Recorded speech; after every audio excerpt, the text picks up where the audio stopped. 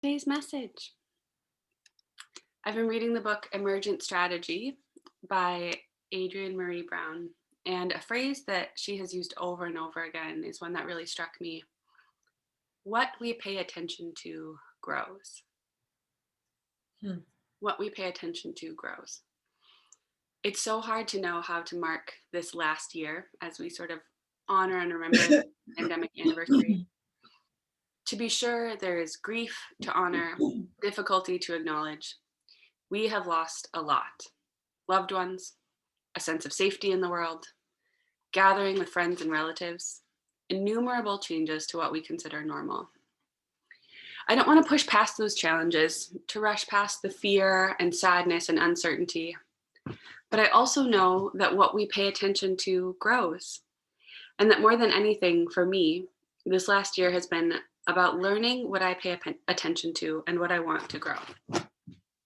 And what I want to grow is hope and delight and gratitude, not just in spite of trying times, but because of them. For a long time, I was afraid to show my hopeful side because I was so often painted as naive. Like I was sticking my head in the sand and pretending that nothing was wrong. But I am not naive. I just have a bias towards optimism and hope. Dre McKesson, the organizer and activist who got started in Ferguson, is one of the most hopeful people you'll ever listen to. And he's working every day to change policing, abolish prisons, and a million other things that keep his head very much out of the sand. And he talks about hope, especially in the face of day-to-day bad news of the world, in this way. He says, I think about hope as a belief that tomorrows can be better than our todays. I think that what you see all across the country is hope work. You see people running for office. You see people engaged in electoral politics, joining committees. You certainly see people on the street, people publicly saying that this can be bad, but I think that that is actually what hope is. When Reverend Dr. Martin Luther King Jr. says that the moral arc of the universe bends towards justice, that's about faith. But when we say that it bends because people bend it, that's a hope statement. I was so inspired to hear Dure claim hope so boldly and plainly. But yes, if hope is a belief that our tomorrows can be better than our todays, then difficult todays make it that much easier for our tomorrows to be better. A difficult pandemic year makes it easier for the year ahead to be better. What we pay attention to grows. Hope also gives me agency. Like Dure talks about, we are involved in hope work. We put our hands to the arc and bend it towards justice. We run for office. We start buying from small businesses. We educate ourselves and learn from other perspectives. To me, hope doesn't mean that if I sit back and do nothing, things will change on their own. Hope means that I have a reason to participate.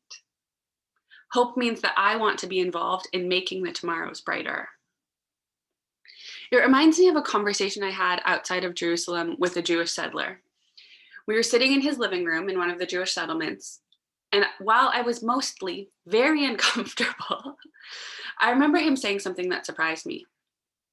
He talked about what a radical act of faith and hope it was for Holocaust survivors like his family to have children. How much courage it took to believe that the suffering they went through wouldn't happen again. How much hope it took to believe that the world was still worth living in, to believe that their children and grandchildren would have a beautiful life. These are people who know horror and despair, and they still found hope. And that is an admittedly very extreme example. Our last year of pandemic pandemonium, as well as political upheaval and a long overdue still reckoning with the pandemic of endemic structural racism and late stage patriarchal capitalism, has not been nearly as bad as some of the horrors faced by previous generations. But that doesn't minimize the very real challenges you've been in. And so I turn again to hope. What we pay attention to grows. I hear Dure's words about our tomorrows being brighter than our todays. But I also hear that with the words of Thich Nhat Hanh, the Buddhist monk who says that if all we have is hope, then that is tragic. We can't just put off better until tomorrow, to spend our lives with our eyes only on the future. And DeRay would be the first to say, get busy, look around, things are happening. But for the fullness of that perspective, I turned to one man, Ross Gay, author, gardener, educator, all around delight guru. I learned about him from his book called The Book of Delights, in which he wrote an essay every day, starting on his 42nd birthday, of something that delighted him. In speaking about his experiment, he said, one of the things that surprised me was how quickly the study of delight made delight more evident. That was really quick. And I wasn't sure. I was a little bit like, this is going to be hard to just have something delightful happen every day. But what we pay attention to grows. He spoke about how many delightful things happen all the time, and how many of them aren't amazing until you notice how amazing they are. And about the depth of delight, the gravity of joy. So often I think hope and delight and joy seem like marshmallow words, just sweet balls of fluff that are delicious, but short-lived and kind of empty. What I'm hoping you're hearing today is the robustness of hope, the vitality of joy, the sincerity of delight. Ross Gay said again, I've really been thinking that joy is the moments, for me, the moments when my alienation from people, but not just people, from the whole thing, it goes away and it shrinks. If it was a visible thing, everything becomes luminous. And I love the mycelium, the forest metaphor, that there's this thing connecting us. And among the thing of that thing connecting us is that we have this common experience, many common experiences, but a really foundational one is that we are not here forever. That moment when our alienation goes away, that is joy, that is hope. That is something I think we have experienced in the past year, especially as we had a bunch of alienation from one another's physical space imposed on us. But indulge me in perhaps just one more dark illustration, because Ross Gay got me thinking about this in a really palpable way. It is in knowing that we are not here forever that makes our joy and connection more luminous. I've been thinking a lot about the environment, as I know many of you do, and grappling with the inevitability of the harm we have done to the planet. I was thinking about the lawyer David Buckle, who set himself on fire in New York City in 2018 to protest climate change and our use of fossil fuels, who felt like the world was doomed. And you know, it might be. But when someone I love is given a terminal diagnosis, I don't say, well, might as well pull the plug now. There's no use spending any time together if she's just going to die soon anyways. In fact, it seems to be the exact opposite. We douse our beloveds with attention and care.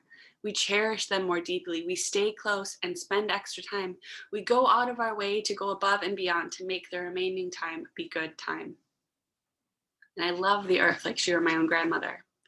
And so I'm sorry to David Buckle. I understand your despair and desperation, but the fact that our future is going to be radically different, the fact that the diseases that we have inflicted may be terminal to the only way of a life we have so far imagined, does not push me to give up. It pushes me closer to the earth, makes me lavish attention and delight and gratitude even more. It sounds so cliche, but knowing that things aren't always like this, for better or worse, makes me more able to appreciate and be close to the moment at hand. We've been through a lot of moments in the past year. What we pay attention to grows. We can pay attention to fear and anxiety. I know what that's like. We can pay attention to hatred and division. I know what that's like. We can pay attention to disappointments and loss, and I know what that's like. Or we can pay attention to the acts of hope happening around us. We can pay attention to the delights that saturate our days. We can pay attention to the joy of being together in whatever ways we can. I want to end with a short quote from Ross Gay. He says, "It is our joy by which the labor that will make the life that I want possible. So it is not at all puzzling to me that joy is possible in the midst of difficulty." My hope, my prayer for us, may joy be the way that we make the life we want possible. Amen.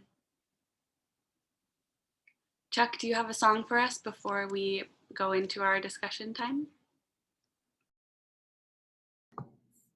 Yes. Let me just